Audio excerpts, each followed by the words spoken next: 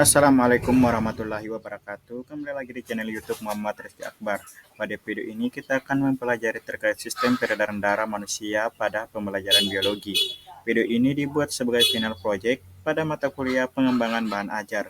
Langsung saja yang akan kita bahas yaitu yang pertama yaitu mengenai pengertian sistem peredaran darah. Sistem peredaran darah merupakan suatu sistem dalam tubuh manusia yang disebut juga dengan sistem kardiovaskuler, yang merupakan sistem pemindahan nutrisi dan zat-zat tertentu melalui sistem peredaran darah dari jantung ke seluruh sel-sel organ dalam tubuh dan sebaliknya. Sistem ini adalah bagian dari kinerja jantung dan jaringan pembuluh darah. Tugas utamanya adalah mengedarkan oksigen dan nutrisi ke seluruh sel dan jaringan tubuh. Selain mengedarkan oksigen dan nutrisi, sistem peredaran darah masih punya beberapa fungsi penting lainnya, seperti membantu stabilitas suhu dan pH tubuh, mempercepat proses pemulihan luka, mempertahankan fungsi berbagai sistem organ di dalam tubuh, mengeluarkan sisa proses metabolisme, contohnya seperti karbon dioksida melalui paru-paru, serta menyalurkan berbagai hormon ke seluruh tubuh.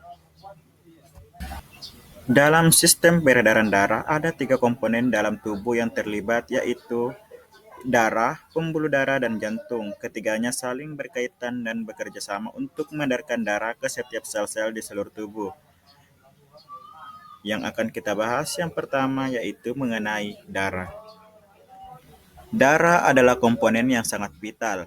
Peranan darah sangat banyak, mulai dari membawa oksigen, hormon, nutrisi, hingga antibodi ke seluruh tubuh. Menurut beberapa ahli menyatakan bahwa darah terdiri dari cairan dan padatan. Bagian cair disebut plasma yang terbuat dari air, garam, dan protein.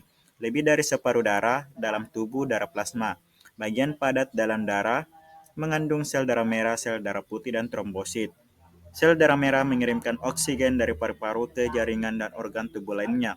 Sementara itu, sel darah putih melawan infeksi dan merupakan bagian dari sistem kekebalan tubuh. Sedangkan trombosit membantu darah membeku saat tubuh mengalami luka. Komponen yang kedua yaitu pembuluh darah. Pembuluh darah merupakan saluran elastis yang ada pada sistem peredaran darah. Darah dalam tubuh akan diedarkan ke seluruh tubuh melalui pembuluh darah. Pembuluh darah dalam tubuh dibagi menjadi dua jenis, yaitu arteri dan vena. Arteri bertugas membawa darah yang mengandung oksigen ke seluruh jaringan dan organ tubuh. Pembuluh darah ini bertugas membawa darah yang kaya oksigen dari jantung menuju seluruh jaringan dan organ tubuh, kecuali pembuluh darah pada arteri pulmonalis. Sementara itu, vena bertugas membawa darah dari saluran jaringan dan organ tubuh untuk kembali ke jantung. Pada manusia, fungsi dan struktur pembuluh darah dapat dipengaruhi oleh berbagai penyakit dan kondisi. Beberapa contoh yang mempengaruhinya seperti peradangan, pengendapan lemak di endotel arteri, dan hipertensi, di mana penyempitan anterior menyebabkan peningkatan tekanan darah yang tidak normal. Komponen yang ketiga ada jantung. Jantung adalah organ dalam tubuh yang kerjanya non-stop. Dari awal hingga akhir kehidupan, jantung terus berdetak sepanjang hidup untuk memompa darah ke seluruh tubuh melalui pembuluh darah. Organ ini terletak di tengah rongga dada, tepatnya di belakang sisi kiri tulang dada. Jantung memiliki 4 ruangan yang terbagi menjadi 2 bilik, yaitu ventrikel, dan 2 serambi, yaitu atrium. Dalam serambi dan bilik kiri, jantung berisi darah bersih, sementara darah kotor terdapat di bilik dan serambi kanan. Selanjutnya, kita memasuki penjelasan mengenai peredaran darah sistematik atau peredaran darah besar.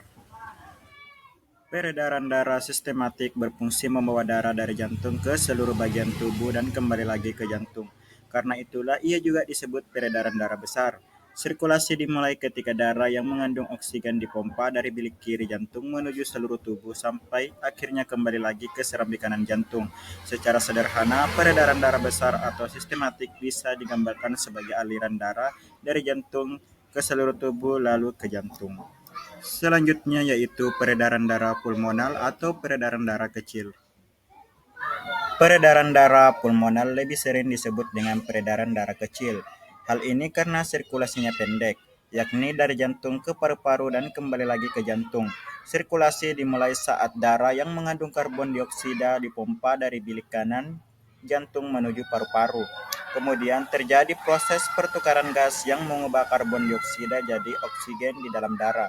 Darah kaya oksigen ini akan keluar dan kembali ke serambi kiri jantung.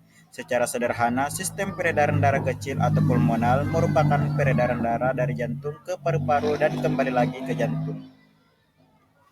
Jadi, dalam sirkulasi peredaran darah, ventrikel kiri memompa darah yang kaya oksigen ke dalam arteri utama atau aorta. Setelah itu, darah mengalir dari arteri utama ke arteri yang lebih besar, lebih kecil, atau ke jaringan kapiler. Demikian beberapa pokok pembahasan mengenai pembelajaran sistem peredaran darah pada manusia. Terima kasih sudah menonton video pembelajaran pada kesempatan ini. Kurang dan lebihnya mohon dimaafkan. Jangan lupa teman-teman untuk like, comment, share, dan subscribe channel YouTube Muhammad Rizky Akbar. Sampai jumpa di video selanjutnya. Wassalamualaikum warahmatullahi wabarakatuh.